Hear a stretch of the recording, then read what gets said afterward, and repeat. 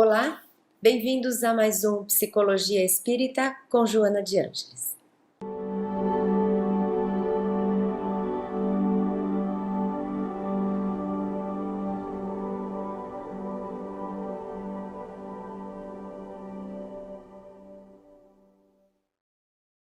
Nesse terceiro episódio, nós escolhemos como pergunta principal como não gostaria de ser.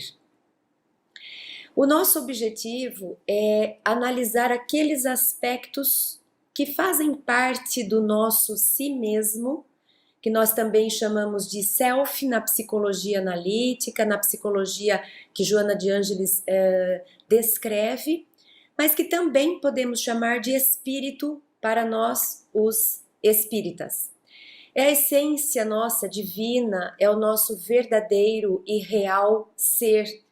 É a nossa particularidade ou personalidade total, é o nosso eu completo. Em cada reencarnação, nós construímos uma nova versão, uma nova camada. E essa nova camada, que é a personalidade atual, ela costuma ser enxergada como eu, sinônimo de ego, aquilo que eu conheço de mim, aquilo que eu domino sobre mim, aquilo que eu acesso sobre mim mesma. No entanto, eu sou muito mais do que esta que estou nessa reencarnação. E essa totalidade, esse eu completo, o espírito, nós também podemos nos referir a ele como o self, na linguagem da psicologia analítica, aproximando do conceito que para nós espíritas significa esse si mesmo, essa essência e esse centro da totalidade da psique. Então, quando nós fazemos a pergunta como não gostaríamos de ser, significa que eu estou me referindo àqueles aspectos que eu reprovo, que eu me envergonho, que eu tento evitar, que eu tenho muito medo de encontrar em mim. É como se eu fizesse um juízo de valores e falasse isso eu não admito, para mim é horrível, eu preciso não ser assim. E algumas vezes, alguns desses aspectos estão em mim. Então esse ego, fazendo essa análise, tenta se afastar de várias formas, que são os mecanismos de defesa do ego.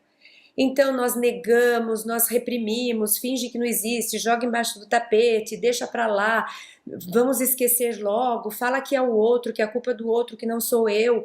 Tudo isso a gente faz para evitar esses aspectos indesejados pelo ego e que, no entanto, podem estar em nós, como provavelmente estão, porque nós ainda somos espíritos imperfeitos e estamos evoluindo.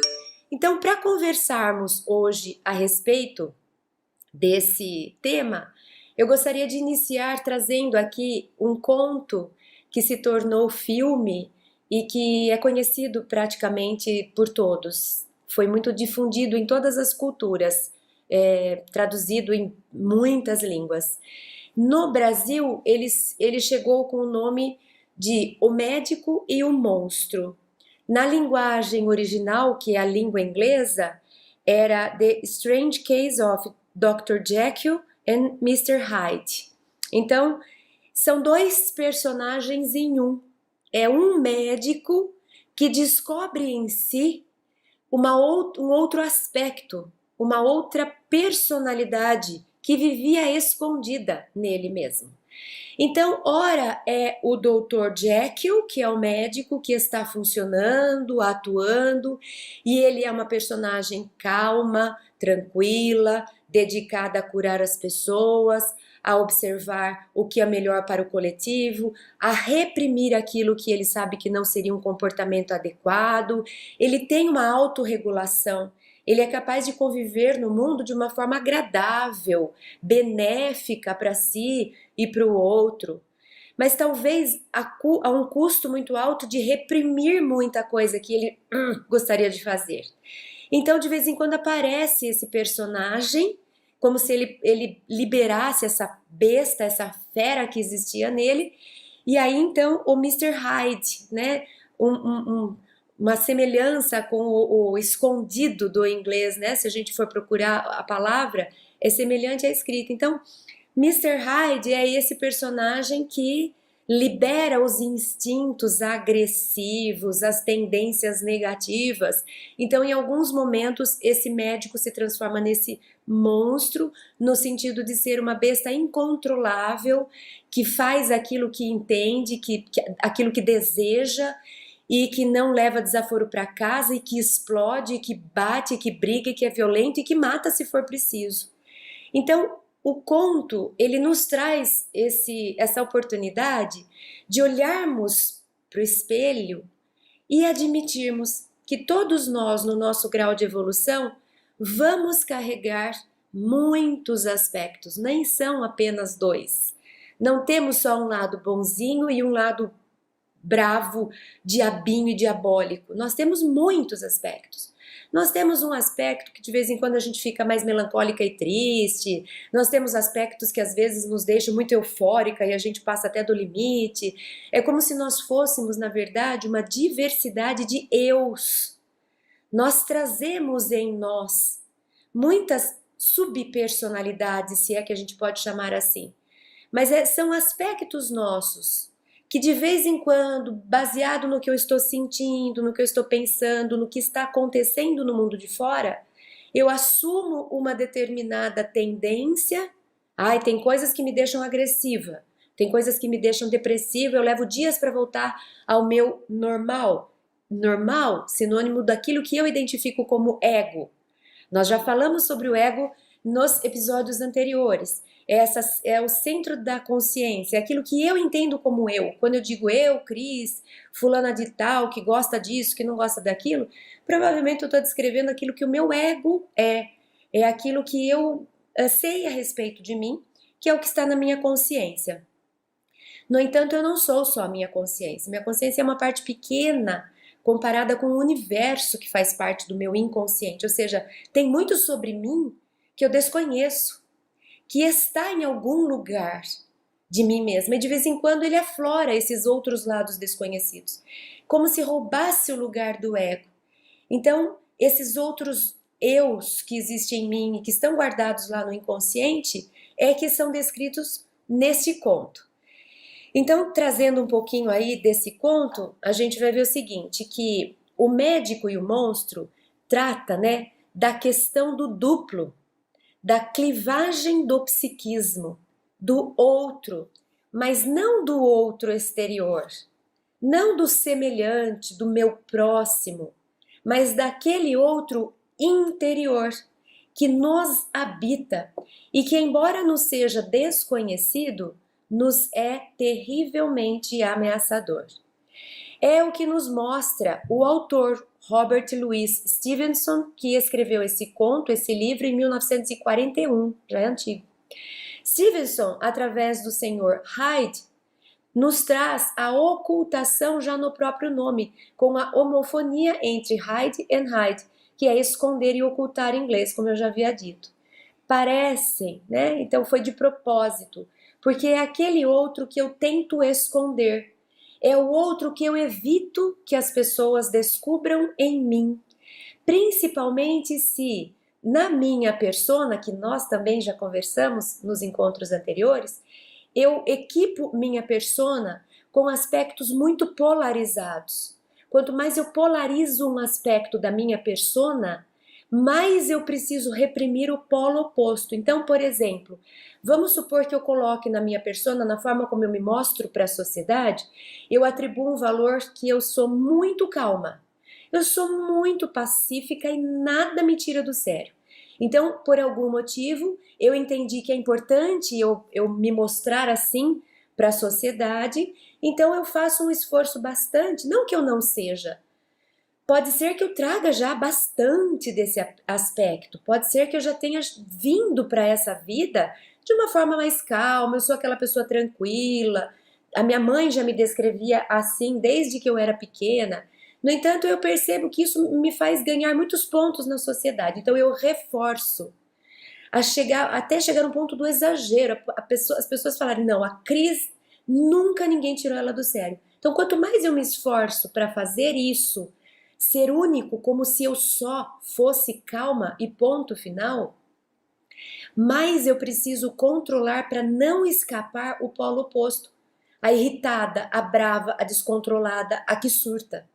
Agora, a minha pergunta, no nosso grau de evolução, existe possibilidade de eu estar na Terra, contanto que eu não seja um espírito missionário, que eu particularmente sei que não sou? Existe possibilidade de eu não ter nenhum pingo de raiva guardada, escondida? De eu controlar 100% dos meus anseios nervosos e que extrapolam? Não. Então é óbvio que eu carrego em mim, ainda que eu seja predominantemente calma, ainda que eu seja predominantemente tranquila, eu dizer que eu sou apenas calma e apenas tranquila, eu estou excluindo o eu meu, que é nervoso, agitado, bravo, ansioso. É como se eu falasse, eu não posso ser assim, porque eu já me apresentei para a sociedade como sendo a calma. E quanto mais força eu faço para nunca sair da calma, menos eu deixo espaço para admitir que eu não sou só calma. E o que acontece com esse outro lado meu, que não é tão calmo e que de vez em quando quer surtar? Eu reprimo, reprimo, reprimo, quer dizer, eu escondo ele embaixo do tapete, eu tranco ele dentro com um cadeado, eu vou me afastando dele. E ele vai constelando, ele vai crescendo, ele vai adoecendo. Vai chegar uma hora, como no conto, que ele explode. E aí a gente vai falar, nossa, quem diria? A Cris, que foi a vida inteira calma, surtou e foi a mais violenta de todas. Como pode isso? Porque a Cris ficou fazendo muita força por muito tempo para convencer a si e aos outros de que ela era só calma, apenas calma. Ninguém é apenas uma coisa, principalmente quando estamos em processo de evolução, em mundo de provas e expiação, provas e expiações. Então nós trazemos muitos aspectos negativos. Temos aqui muitos Mr. Hydes escondidos mesmo em nós. Então a nossa ideia de hoje é nós criticarmos isso, vamos perguntar, vamos conversar a respeito disso. Como eu não gostaria de ser? E se eu conseguir identificar um elenco de coisas, uma relação, eu não gostaria de ser assim, assado, fazer isso, me comportar assim, pensar daquele jeito. Essa lista é para mim um mapa do tesouro. Porque se eu conseguir olhar para o espelho e dizer assim, se eu faço tanta questão de não ser o que essa lista traz, e, no entanto, eu sei que ninguém está liquidado na Terra em nenhum aspecto, todos nós carregamos algum pouco que seja desses aspectos negativos, ninguém pode falar não. Imagina, impaciência eu já venci, zerei, como dizem os jovens no jogo, zerei. Imagina, já venci, paciência comigo, tô com 100% dela. Não dá pra gente afirmar isso e de nada. Inveja eu? Imagina que eu sou invejosa. Nunca, nem 0,1%. Ninguém pode afirmar isso. Enquanto eu me esforço para dizer que alguma coisa eu já não sou, que alguma coisa eu só sou, eu posso correr o risco de estar reprimindo esse aspecto que eu julgo não ser mais. Então, muito cuidado, porque eu não ganho nada em ter certeza e falar, pronto, isso eu já venci, aquilo eu já não sou, isso aqui eu já superei. Deixa isso em suspensão, olha, não sei. Me parece que eu nunca mais me estressei. Tenho a impressão que as coisas que antes me irritavam já não me irritam mais. Mas daí eu afirmar que pro resto da vida nada vai me irritar, não é inteligente da nossa parte. Porque se a gente faz essa afirmação, é como se a gente assinasse um contrato, não posso mais ser. A consciência vai entender que a Cris já falou que ela é. Então, tudo que parecer o contrário, reprime, some, esconde, joga pro inconsciente, finge que ela não é. Então a gente se atrapalha, porque a gente vai deixar de identificar aspectos nossos, mas que a gente não gostaria. Tem um trecho que está em Paulo, Romanos 7, e diz assim, nas minhas palavras, é como se Paulo tivesse lá na... Paulo é linda a vida dele, né? Porque ele mostra pra gente, primeiro, a versão dele, Mr. Hyde, que era, ele estava vivendo o aspecto sombrio no sentido de perseguir, de querer matar o outro, de não admitir outras crenças que não fossem a dele. Então ele perseguiu e matou mesmo cristãos. Aí ele se dá conta. Joana de Ângeles tem uma expressão para isso que é cair em si. Então Paulo cai em si, tem, né, na verdade ele caiu do cavalo, porque Jesus o despertou e a partir daí ele retoma a vida. Para retomar a vida, a gente sabe, natureza não dá saltos, é processo. Então ele vai construindo essa nova versão de si mesmo que sim, ele gostaria de ser. Mas ele não criou uma máscara de cristão. Ele fez o processo de dentro para fora mesmo. Então por isso que ele não tinha problema em trazer ao seu lado sombra, porque ele não estava querendo parecer santo ou cristão. Ele estava querendo de fato ser. Então não adianta esconder um aspecto negativo, eu tenho que trazer ele para frente, para olhar para ele e falar como é que eu lido com isso. Como é que eu faço que isso não me cause mal e não cause mal para os outros? Como é que eu regulo isso em mim para não ser aquilo que eu não gostaria de ser? Então Paulo nos fala das suas mazelas.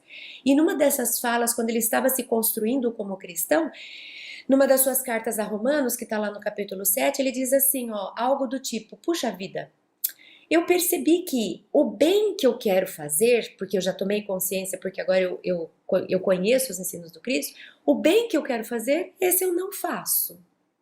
E o mal que eu não quero fazer, porque eu sei que está errado, esse eu faço. Então ele está nessa pergunta, admitindo as próprias sombras. E esse é o ponto central do nosso encontro de hoje. Hoje nós estamos aqui conversando sobre o que psicologicamente entendemos sobre sombra. O conceito de sombra na psicologia de Joana de Ângeles, ou psicologia analítica, que é de onde Joana parte para escrever a sua psicologia espírita. Então, o conceito de sombra é isso que Paulo está nos mostrando. É como se ele falasse assim, eu não sou só eu. E depois ele vai falar, é o pecado que habita em mim.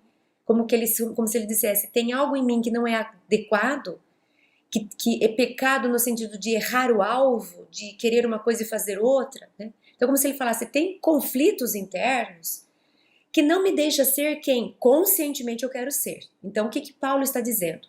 Conscientemente, quando o meu ego está me ajudando a pensar, eu digo assim, vou ser paciente, eu quero, eu entendo, é isso que eu busco, ok. Mas existe em mim um pecado, um conflito, algo que não é adequado, que de vez em quando toma o lugar do meu ego e eu não sou mais eu, e daqui a pouco eu estou sendo impaciente. E daí eu depois digo assim, puxa vida, por que eu explodi? Por que nossa, eu não queria ter feito, parece que não era eu. E de fato não era eu ego, era o outro eu que vive em mim reprimido, mas que de vez em quando entra em ação e me toma, e de repente eu ajo de formas que não era o que eu queria, não era o que eu tinha planejado, não era o que eu acredito. E no entanto eu faço o bem que eu quero fazer, me preparei para ser só paciente, esse eu não faço. E o mal que eu não quero fazer, eu falei que eu não queria mais ser explosiva, esse eu faço. Então nós estamos falando, e Paulo está nos mostrando, que existem dois aspectos. Existe o aspecto consciente, que é esse que eu sei pensar a respeito, que eu sei elaborar, e tem um aspecto inconsciente e escondido que eu não sei. Eu não sei a hora que surge, eu não sei de onde surge, eu não sei por que surge. Está nas minhas sombras, faz parte do meu inconsciente. Então, quando eu me pergunto como não gostaria de ser, é muito provável que essa relação de como eu não gostaria de ser, se eu não gostaria de ser e tenho medo de ser e não admito ser e vou fazer um esforço para não ser, cuidado, porque pode ser que o caminho que eu esteja adotando seja finge que não existe, reprime, deixa para lá, joga no outro, fala que é o outro que é. Você não pode admitir que você é, então você fica como se fosse cindido, dividido. Tem o eu que eu aceito, que é o que eu quero ser, e tem o outro eu, que sou eu também, mas que eu me distancio, eu crio um paredão, porque eu não quero saber dos meus aspectos que são negativos. Eu não quero, eu não posso, porque eu não sei como eu vou lidar. E eu preciso ser a persona do religioso, do bonzinho, do cidadão exemplar, da mamãe querida e do profissional nota 10. Toda vez que eu crio uma persona muito forte, faço muita questão de ser a perfeita, perfeccionismo é isso. É eu me distanciar daquilo que pode atrapalhar meus planos de me sentir perfeita. Então, tudo aquilo que pode vir à tona e atrapalhar a minha mensagem que eu tento trazer, eu sou a boazinha, eu sou a religiosa, eu sou a profissional nota 10, ninguém tem nada que reclamar. Aí, de repente, eu cometo um erro, o que eu faço? Esconde, não pode, porque senão vai acabar com a imagem que eu tento passar de mim. Então, quando nós estamos aqui nos propondo a fazer a reforma íntima, a gente vai precisar lidar com aquilo que foi colocado embaixo do tapete. Vou ter que tirar o tapete, não é que eu só vou levantar, vou ter que tirar o tapete e levar lá fora, lavar, deixar secar, limpar o chão para depois pôr. A reforma íntima vai exigir de nós isso, da gente ir lá para o inconsciente, nas nossas possibilidades, porque não é fácil. A gente fala que o inconsciente não tem chave daqui para lá. Tem chave de lá para cá, ele que solta quando ele quer, a gente não consegue falar, deixa eu dar uma volta no meu inconsciente, né? Então, é preciso a gente usar das estratégias que a gente tem para tentar nos aproximar dos conteúdos do inconsciente, para poder trazer aquilo que, eu não gosto de ser assim, mas tá bom, eu ainda sou. Eu estou em processo, faz parte, isso é plano divino, fase, processo, etapa. Eu ainda sou assim. Por mais que eu me esforce para ser paciente, já que nós estamos usando esse exemplo, de vez em quando eu perco a paciência e sou eu. Eu sou assim e Deus permite que eu seja. Deus me ama como eu sou. Eu fico imaginando Jesus passeando por nós e vendo nossas sombras, porque para ele tinha a visão cósmica, a consciência cósmica descrita por Joana de Ângeles, né? Então, para ele não tem tempo, não tem espaço, ele nos observa no âmago do nosso ser, ele penetra nos nossos conteúdos psíquicos. Então, para cada pessoa que ele encontrava, ele sabia quem era essa pessoa antes, durante e depois. Ele sabia o potencial dessa pessoa, ele conseguia enxergar o todo, né? Pelo seu grau de evolução. E, no entanto, ele olhava para cada um com aquele olhar amoroso. É como se ele nos amasse do jeito que a gente é. Ele não amava a persona que a gente mostrava para ele, até porque ele enxergava lá dentro. E ele nos amava mesmo assim, apesar de nossos conflitos, nossas más tendências, nossa ignorância. É assim que nós devemos também buscar nos amar. Nós não devemos nos julgar, por isso que ele diz, não julgueis, vocês nem sabem, vocês não têm ainda maturidade espiritual para fazer análise. Vocês já vão sair excluindo gente, lacrando, cancelando, seja lá qual é a linguagem da moda de hoje. E Jesus jamais lacrou, cancelou, censurou no sentido de você não serve, vamos sumir com você. Jesus apontava o erro, mas nunca falava da pessoa que errava. Acolhia a todos, amava a todos. Seu olhar, não importa quem estivesse diante dele, era um olhar amoroso. E é assim que a gente deve aprender a se olhar. Puxa, Cris, você ainda traz a impaciência.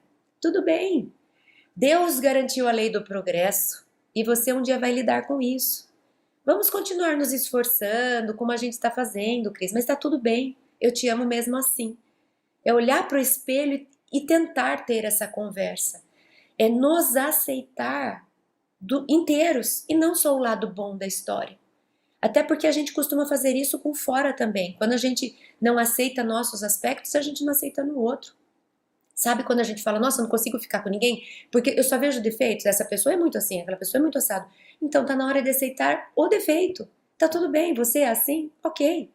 Vamos lidar com os outros, vamos arranjar um jeito de lidar. Porque se eu quiser ficar procurando perfeição em mim ou no outro, eu não vou chegar a lugar nenhum no nosso grau de evolução. Bom, vamos entrar então nos conteúdos, né, da sombra. Vamos lá para Joana de Ângeles, autodescobrimento.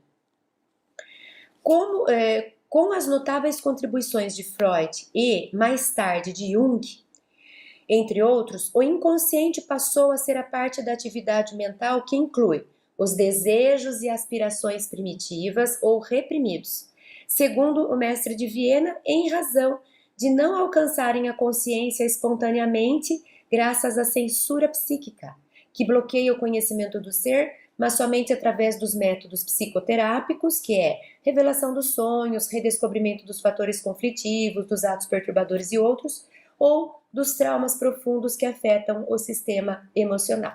Então, o primeiro aspecto das sombras que nós vamos levantar aqui, os desejos reprimidos, aquilo que, ai, que vontade de xingar, mas não posso porque eu sou a religiosa santa, então engole e joga lá para o inconsciente, né? Ai, que vontade de fazer isso, quer dizer, então a Cris está falando que eu não posso reprimir desejos, sai fazendo tudo que dá vontade, não. Nós temos que dialogar com os desejos, como a gente faz de adulto para criança. A gente já sabe que quando uma criança quer falar assim, mamãe, eu não quero ir para a escola hoje. A gente não deve falar para a criança, por que eu preciso ir para a escola? Por que não? Porque sim, isso é reprimir. Isso significa não vamos tocar no assunto, não faça e ponto final. Fica aquela coisa assim, mal resolvida. Eu faço, eu não faço, ou faço porque minha mãe mandou, mas eu não entendi bem o que aconteceu. Então a gente sabe que na educação hoje a gente vai explicar. Olha, mamãe, por que eu não posso faltar da aula? Olha, você não pode por causa disso, daquilo, aponta algumas coisas, mostra a realidade, amplia, explica, descreve, fala. Agora a gente vai fazer aquilo que precisa ser feito ou que não precisa ser feito. Isso não foi reprimir. Isso foi pôr limites, foi disciplinar, foi ensinar. Isso é pedagogia. Isso é aprender. A gente pode fazer isso com a gente.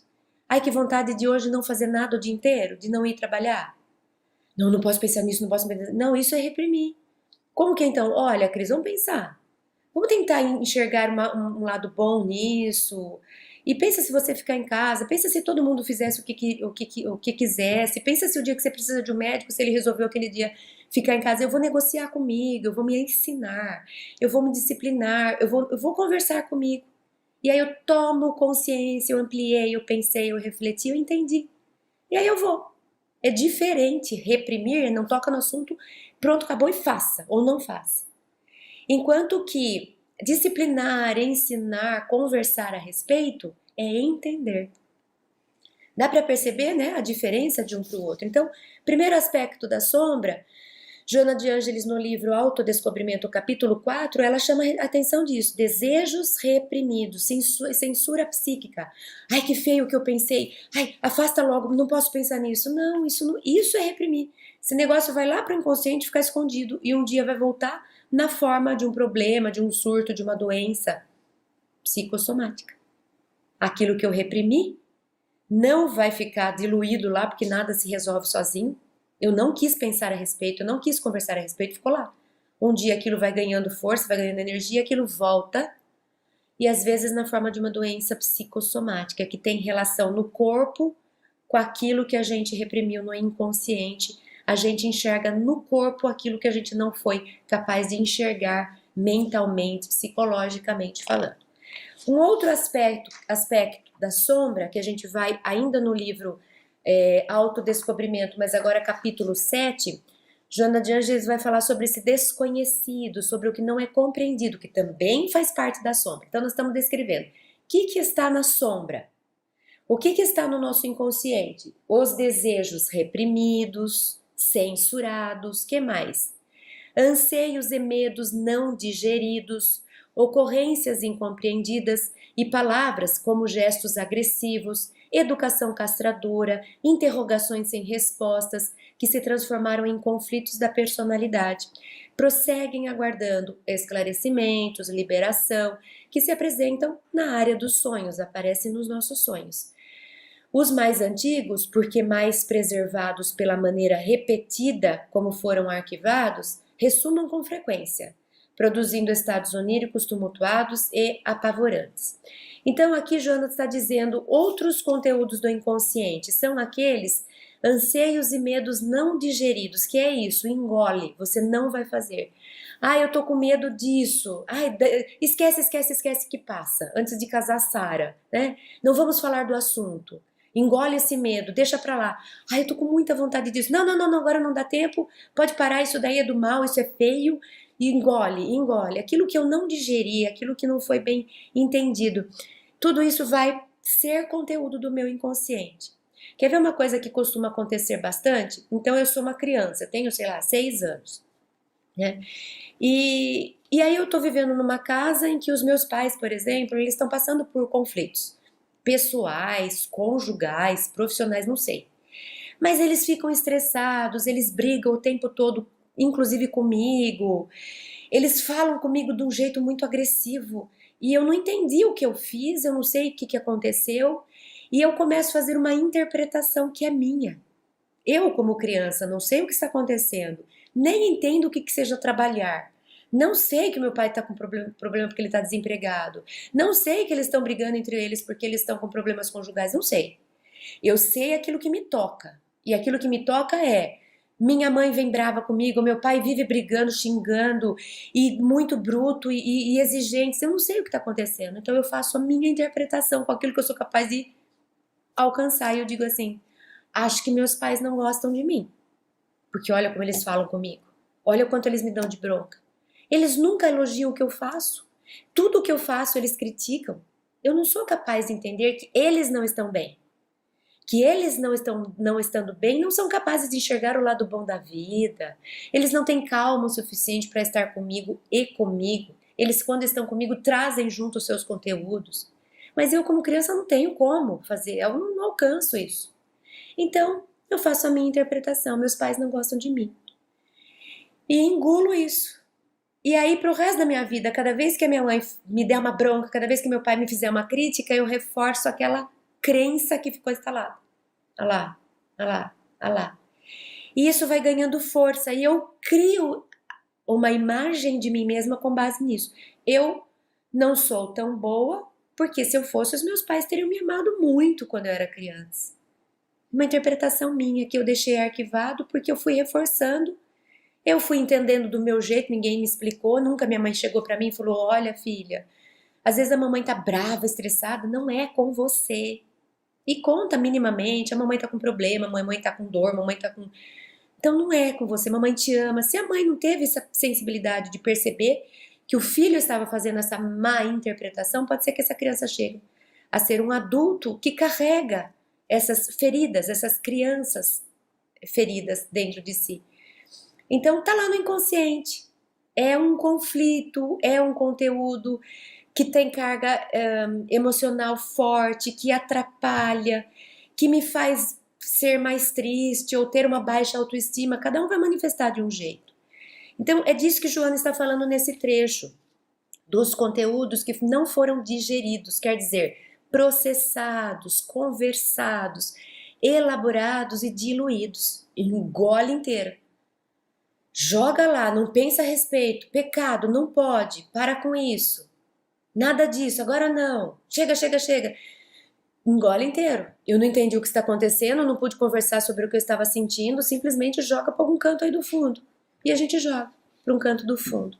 Então esse desconhecido, esse não compreendido, os traumas que a gente joga lá para o fundo, mas não sabe muito bem o que significou, fica lá, aguardando que eu vá, por bem, como a gente costuma falar, por amor, eu vá lá, inconsciente, deixa eu ver o que tem aí, né? Nos processos de autorreflexão, de autoanálise, de psicoterapia, de meditação, de oração, eu vá lá e tente olhar para mim, tente encontrar esses conteúdos para poder digerir, diluir, conversar, esclarecer, ou eles vão ficando lá até que chega uma hora que eles irrompem.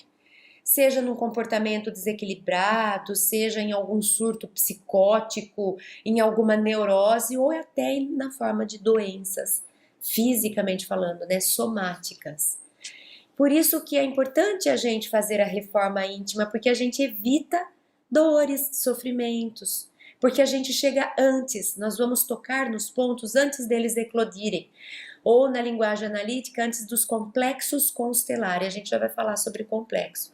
Bom, então, mais um conteúdo da sombra. A gente tem no slide anterior aquilo que foi reprimido, né? Não posso ser assim, então esconde embaixo do tapete. Aquilo que é desconhecido, não estou entendendo o que está acontecendo, mas engole, finge que nada está acontecendo, joga para dentro, você não sabe o que é, mas tudo bem. E a gente pode, e tem muitas outras, mas mais uma aqui. Agora está lá no livro Triunfo Pessoal, mais uma forma de descrever o que tem nos conteúdos das sombras, né, do inconsciente. No capítulo 1 do Triunfo Pessoal, Joana de Ângeles lembra que a gente traz também no nosso inconsciente as questões adquiridas nas vidas passadas. Então ela diz assim: da mesma forma, a sombra, significando o lado escuro da personalidade, pode ser analisada como herança dos atos ignóbeis ou infelizes que o espírito gostaria de esquecer ou negar, mas que prosseguem em mecanismo de punição, dando lugar a conflitos e complexos perturbadores, expressando-se de forma densa. Por outro lado, o desconhecimento, a ignorância das coisas e da realidade responde por essa sombra, e olha, ela já dá esperança pra gente, que se pode dourar. Eu posso pegar essa sombra e iluminar. Eu posso reconfigurar essa sombra, transformando aquilo que me atormenta, que me prende, que me escraviza, em algo que me liberta, que me ilumina, que me faz bem. Após o esclarecimento, a conquista da verdade, eliminando os conflitos que remanescem esquecidos. Então, isso é reformar. É a gente se propor a ir vasculhar o nosso inconsciente de forma que a gente possa encontrar aspectos que foram de vidas passadas, comportamentos que foram reprimidos, conteúdos que foram evitados, mal digeridos e que estão lá. Eles não estão resolvidos. É literalmente, como a gente diz, jogar sujeira para baixo do tapete, ela não some. Embaixo do tapete não existe um processador, um triturador que some com poeiras ou com sujeiras. Elas vão continuar ali. Enquanto eu não falar, tá bom, vamos levantar o tapete, vamos limpar a sujeira, ela vai ficar lá. Então não adianta eu fingir que não acontece, deixa pra lá, para de pensar, esquece que isso daí some, não some. A nossa possibilidade não é fazer desaparecer aquilo que eu não gosto de ser. Então, como não gostaria de ser? Eu não gostaria de ser invejoso. Então, não pensa sobre o assunto. Finge que você não é. Cada vez que você sentir inveja, engole ela, que ela some, ela não some. Ela vai continuar lá. A possibilidade que eu tenho não é esperar que ela suma, mas é processá-la. Isso é reforma íntima. Reforma íntima é vasculhar para encontrar aquilo que eu não gostaria de ser, aquilo que está lá nas minhas sombras, no meu inconsciente, tentar trazer à consciência para digerir, explicar, entender, conversar a respeito, diferenciar, separar, ampliar. É o que a gente faz. Então, às vezes eu vou pegar esse aspecto meu lá da infância. Minha mãe vivia me dando bronca, nada que eu fazia estava bom, meu pai era muito agressivo, eles eram muito exigentes. E eu sentia que eu era horrível, imperfeita, não sabia fazer nada. Tá, agora eu sou adulta. E eu posso conversar a respeito. Então eu vou lá, tem isso lá, então pronto, traz pra cá, olha. Cris, vamos pensar. Será que de fato era tudo você? Será que os seus pais não estavam com algum problema e que eles acabavam extrapolando, inclusive reverberando em você? E mesmo que você fosse uma outra coisa, todo mundo é um pouco de algo que não gostaria de ser. E aí, Cris, o que você pode fazer a respeito? Vamos tentar pensar sobre as questões que você não gosta de ser? Será que você, eu não valho nada? Será que você não vale nada mesmo? Vamos tentar encontrar em você aspectos para ver se a gente acha que tem valor. Agora, o que é não valer nada? Se é que eu sei o que é valer alguma coisa, quer dizer, eu critico, eu desconstruo, eu faço perguntas, eu amplio, eu separo. Conforme eu estou lidando com isso, isso vai se dissolvendo. É da alquimia, porque Jung descreve os processos psicológicos, né, psíquicos, como os alquimistas faziam. Então é como se a gente pegasse uma coisa que está muito densa, imagina um pedaço de barro. E eu apertei, quer dizer, ele está ocupando um espaço pequenininho. Por quê? Porque ele está muito condensado, então ele está duro, ele está rígido, eu não sei o que tem lá dentro, eu não sei nem se ele não está guardando alguma coisa no seu interior. Então ele está lá denso. O que acontece se eu diluir? Começa a jogar água, jogar água, jogar água. Ele vai se afrouxando, se afrouxando, se afrouxando e ele dilui. Quando ele dilui, eu sou capaz de ver tudo. Eu vejo ele espalhado, olha, não tinha nada dentro, tinha uma coisa dentro. Eu sou capaz de ter uma visão mais ampla daquilo que estava condensado. É isso que eu tenho que fazer, pegar esses traumas e tentar diluir. E como que seria a água? A água seria a própria palavra. Pergunta, conversa a respeito, libera a sua imaginação, tenta trazer mais explicações, porque o que a gente costuma fazer que gera conflitos? A gente dá uma explicação a respeito. Meu pai me xingava muito, minha mãe não me falava parabéns, logo eles não gostam de mim. Essa é uma dedução minimalista, mínima, estreita. Então, o que eu posso fazer para diluir? Nossa, vamos tentar arranjar outras explicações? Será que não era eles que estavam com problema? Olha, lembra que de fato depois eles vieram a se separar. Então, vai diluindo, vai ampliando, vai destrinchando. Isso é terapêutico. Isso alivia aquela densidade, aquela pressão vai ficando mais diluída. E aí eu sou capaz de lidar melhor com aquilo do que aquelas coisas tensas, rígidas, que estão lá no inconsciente. Né? Então, por isso que Joana fala de dourar. Não é negar, reprimir, esconder, eu quero arrancar de mim. Mas é dourar, eu preciso dourar. E é iluminar, destrinchar, conversar a respeito, aceitar, trazer à tona, trazer à consciência. Já que nós falamos dos complexos, vamos só trazer aqui algum conceito para que quando a gente fale de complexo, a gente saiba do que a gente esteja se referindo. É um conceito junguiano da psicologia de Jung, mas usada também por outros, né, pelos pós-junguianos, pela transpessoal, e a gente adota também, Joana de Ângeles também adota esse conceito. Então, complexo, lá no livro Triunfo Pessoal, nesse mesmo capítulo 1, ela explica: exteriorizados pelo inconsciente através dos sutis mecanismos cerebrais, essas ocorrências ressurgem como complexos quando possuem conteúdo perturbador, efeitos naturais das ações morais iníquas que as soberanas leis de causa e efeito impõem ao espírito como necessidade de reparação e de reeducação.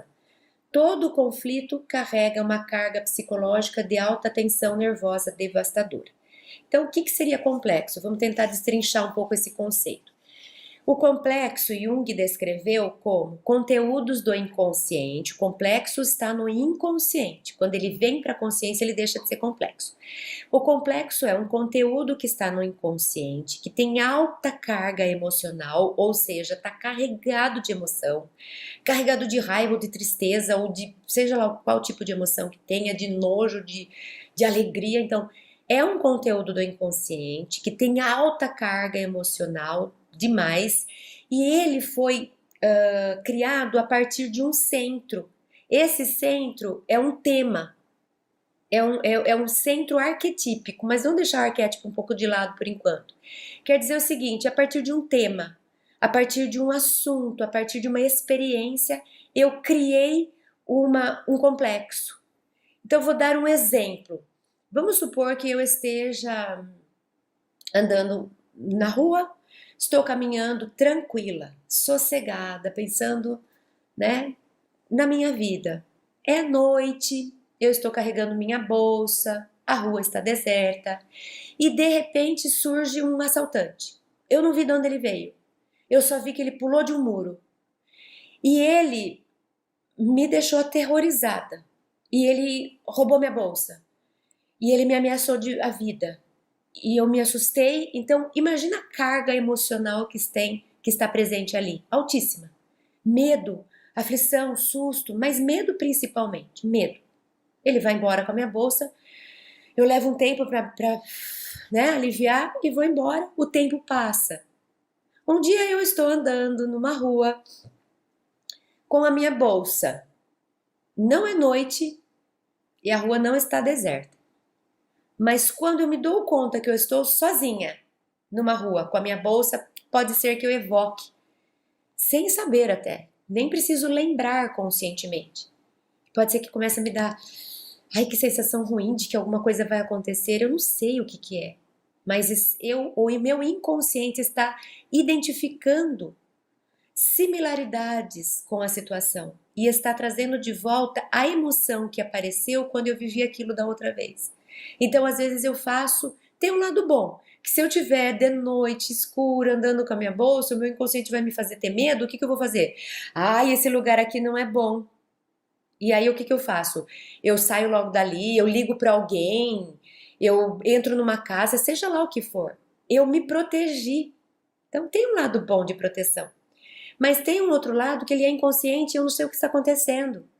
Ou pode ser que eu esteja andando e alguém pule de um muro porque é uma criança que está brincando e eu já associe ladrão, ladrão, ladrão. Não era ladrão. Mas eu enxerguei ladrão porque pareceu com a última vez que eu passei por isso. Então, o complexo, Jung fala, não somos nós que os temos, são eles que nos têm, porque eles é que mandam em nós. Eu estou passeando na rua sozinha com a minha bolsa e o complexo faz com que eu comece a morrer de medo. Não sou eu que quis morrer de medo, não foi eu que provoquei conscientemente. É o complexo que se manifesta, a gente fala o complexo constela, o complexo constelou e daqui a pouco eu comecei a sentir e a viver coisas que eu não sei o que está acontecendo.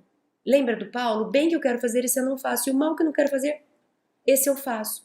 O complexo constela e eu começo a brigar com alguém e eu falo, o que eu estou fazendo? Às vezes enquanto eu estou brigando com alguém ou xingando alguém, eu mesma digo, o que você está fazendo, Cris? O que é isso? É desproporcional. Significa um complexo constelou. Alguma carga de energia emocional alta foi revivida. E eu não sou capaz de diferenciar uma coisa da outra, então eu reajo como se fosse aquela vez, mas não foi aquela vez. E a gente fala assim, nossa, exagerei. No inglês é overreactions. O que é isso? Você reagiu além. Não precisava tanto, Cris. Nossa, você não parava de falar. A pessoa fez quase nada. E você não parava de falar. Pois é, porque eu não estava vivendo aquela situação. O complexo de outra situação constelou e eu estava vivendo essa como se fosse aquela. A minha professora de Jung diz: o passado se presentifica. Eu estou no presente vivendo complexos que foram instalados no passado. O complexo toma conta de mim, constela, e eu começo a reagir não com o que está acontecendo hoje, mas trazendo todas as outras experiências que se repetem. Então eu sou, naquele exemplo da criança do outro slide, eu estou no meu trabalho, eu já sou adulta, e o meu chefe faz uma crítica ao meu relatório, e eu falo assim, o meu chefe não gosta de mim. Tem nada a ver uma coisa com a outra. Pois é, só que o complexo vai constelando, e eu faço essas associações. A minha mãe não elogiava a minha prova, que eu tirava nota boa, porque ela não gostava de mim. A criança acreditou nisso. Só que a criança continua aí. Hoje o meu chefe critica o meu relatório, é como se fosse a minha mãe não valorizando a minha nota. A minha mãe não gostava de mim, o meu chefe não deve gostar de mim. Eu vou fazendo essas aproximações que não são reais. Então, o que é dourar essa sombra? É justamente isso, Cris. Peraí. O seu chefe fez uma crítica ao seu relatório, logo ele não gosta de você? Não tá estranho isso? Vamos pensar melhor. Amplia. Ele tem razão, eu tô aqui para aprender, de fato eu achei que eu ia acertar sempre. E ok, não quer dizer nada, afinal de contas, ontem ele passou aqui e me elogiou muito. Porque na hora que o complexo constela, a gente esquece de tudo. Então meu chefe pode ter me dado 10 elogios, na primeira crítica ele não gosta de mim. E eu levo pro lado pessoal. Quando eu levo pro lado pessoal, certamente tem complexo ativado, tem complexo constelado. Veja que meu chefe nem precisa gostar de mim, a gente precisa se dar bem, se valorizar, se respeitar. Mas eu misturo tudo. E eu misturo tudo porque eu não estou consciente. Porque o inconsciente está vivendo através de mim. As minhas sombras me possuem. Então, por isso que Jung dizia, eu não tenho complexo. Porque se eu tivesse, eu seria o dono dele e eu falo para ele quando ele entra ou não. Os complexos é que me têm, porque eles entram em ação quando eu menos espero. E eu falo aquilo que eu nunca queria ter falado, eu explodo quando eu não queria ter explodido.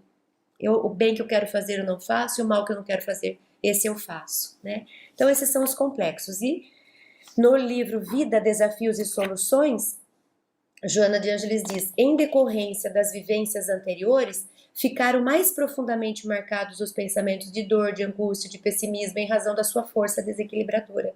São essas evocações inconscientes que primeiro assaltam a casa mental do indivíduo no seu cotidiano.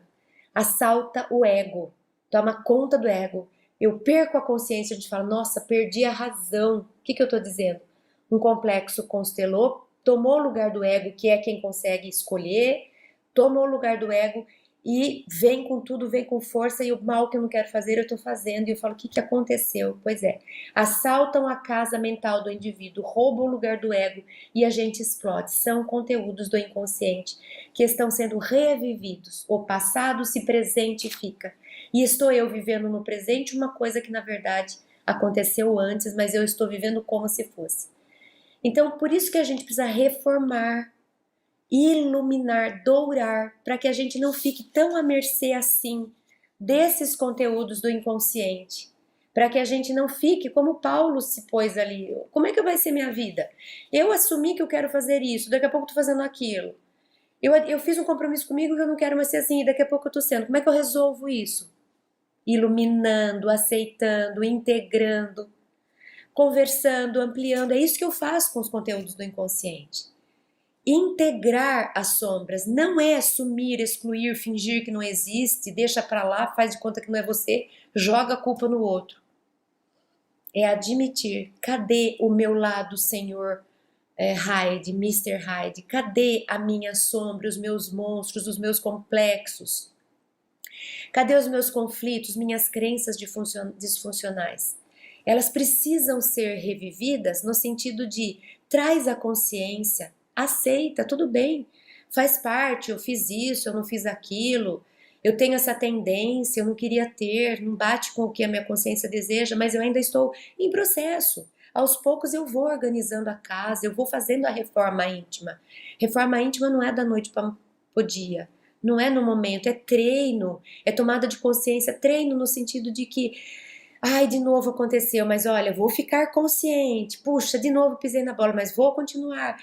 É processo, é atenção, é prestar atenção. Olha, eu de novo reagi daquele jeito automático. Olha, uma dica boa é essa. Para a gente conhecer o inconsciente, presta atenção nas coisas que são automáticas. Aquilo que a gente nem pensou saiu, nem imaginou já foi. Sabe? Comportamentos repetitivos, automáticos, aquilo que eu não queria e os padrões. Procure por padrões. Sempre por trás de padrões tem complexos, tem conflitos, tem conteúdos do inconsciente que precisam ser iluminados. Porque senão eles me dominam. Né? O automático, eu tô sempre fazendo isso, tô sempre repetindo o modelo.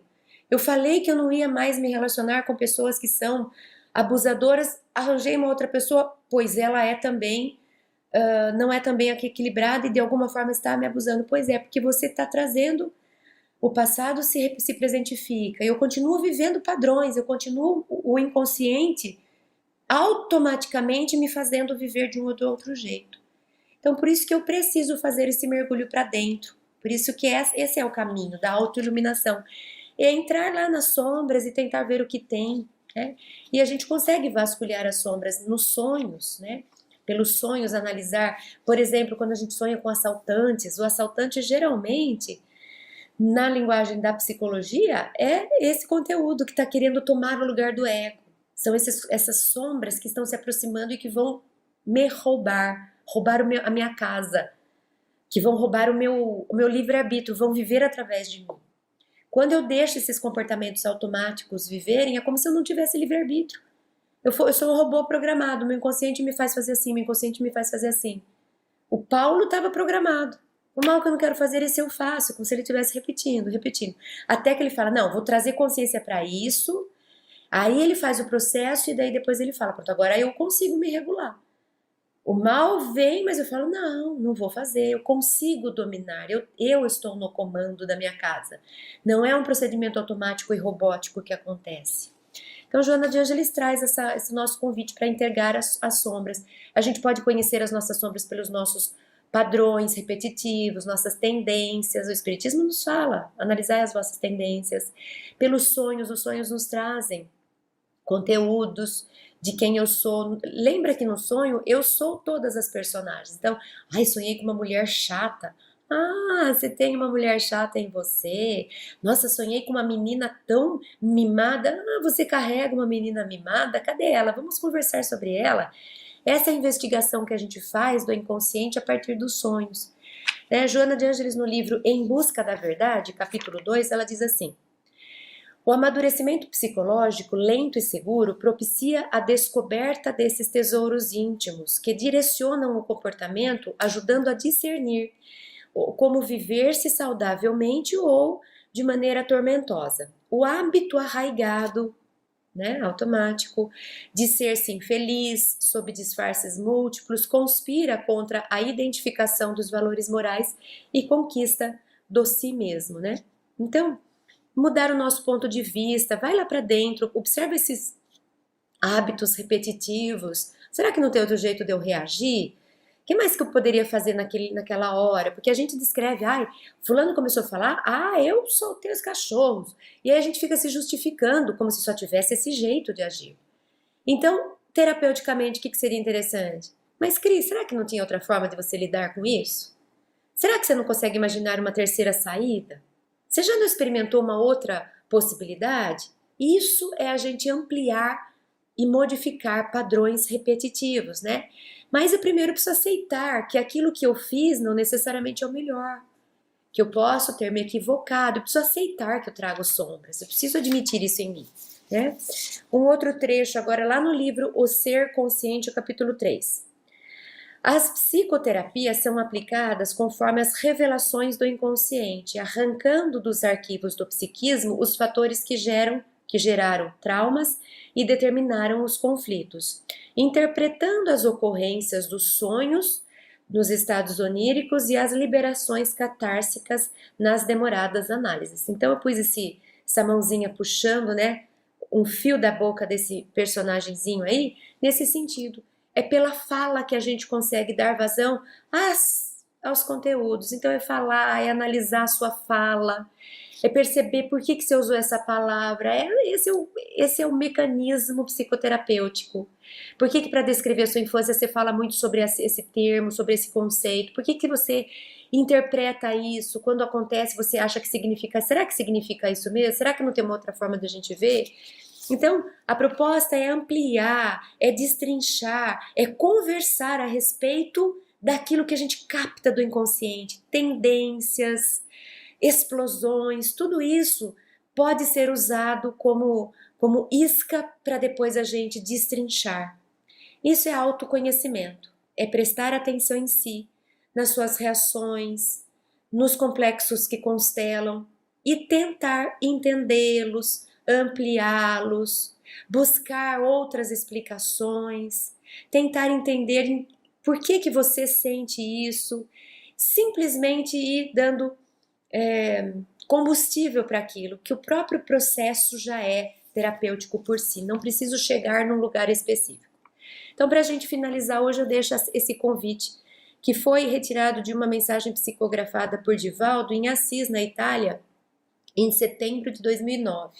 E Joana de Ângeles fala a respeito dessa aproximação do consciente com o inconsciente, da autoiluminação, que é o processo para iluminar as sombras. Então, com ela, com a autoiluminação, rompe-se a dualidade do ser. Não sou mais Mr. Hyde e Dr. Jack, eu não sou mais esse médico e monstro. Eu vou me aproximando, eu tenho aspectos positivos e negativos, tem hora que eu acerto, tem hora que eu erro. Eu não preciso ser uma coisa ou outra. Eu sou tudo. Eu sou um eu muito complexo, Então rompe-se a dualidade do ser, na qual o ego e o self lutam pela primazia, conseguindo harmonizá-los em uma suave identificação de objetivos em que não mais se combatem, porém se unem na mesma finalidade existencial, transformando-se em conhecedor do que lhe sucede e acontece em volta, supera as paixões emocionais, os complexos, os interesses egoístas e equilibra-se. Nesse estágio não teme o futuro, não sofre as recordações do passado, o passado não se presentifica mais, Não se aflige com a chegada da velhice, muito menos com a perspectiva de morte. Eu vou aprender a viver o presente e não misturando com o passado ou com anseio pelo futuro. Então a reforma íntima nos leva à autoiluminação e, por consequência, uma vida plena melhor no presente, sem se misturar com conteúdos gravados no nosso inconsciente. Ficamos então aqui por hoje e eu espero vocês em nosso próximo encontro.